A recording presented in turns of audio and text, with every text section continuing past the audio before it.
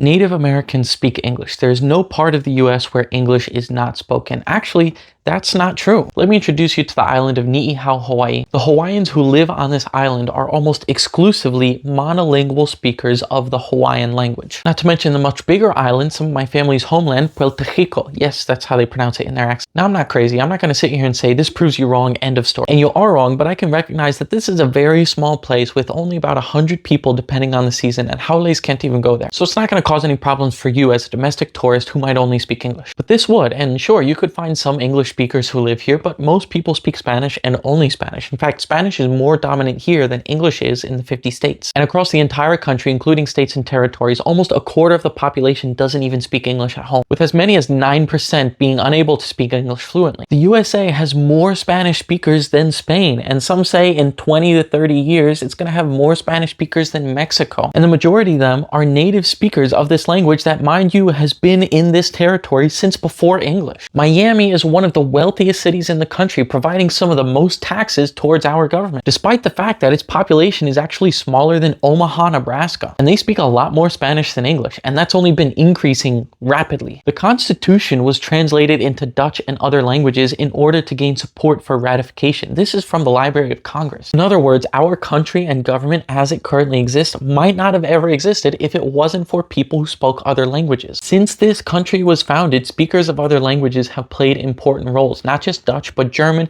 French, Spanish. All of them fought in the revolution. We even had a president who reportedly spoke English with a foreign accent because his first language was Dutch. He didn't call himself Van Buren, but Van Buren. And not just European languages, but indigenous languages, and not just a few Hawaiians on Niihau. There are still monolingual speakers of various indigenous languages. The largest group is several thousand Navajo speakers. Granted, that's not a lot, but that's gone down because we forced them to speak English. Native Americans, many of which also helped fight for our independence and helped us win world wars with their languages, are losing their indigenous American languages because people like you want them to accommodate you. Why is it so important for you that everybody in this country speaks so you can understand them? Maybe they don't want to speak to you. And sure, you could still go to almost everywhere in the US and find someone who speaks English, but to say that as if everybody speaks English is totally misleading. Like, why do you want to do this country a disservice? Imagine the wealth our country will have if we embrace all the languages that are spoken here. People have come from every country around the world to America with their language, culture, communities. Just like you get more opportunities for speaking multiple languages, so does the country. Don't make the mistake of thinking everyone has to speak like you to be American.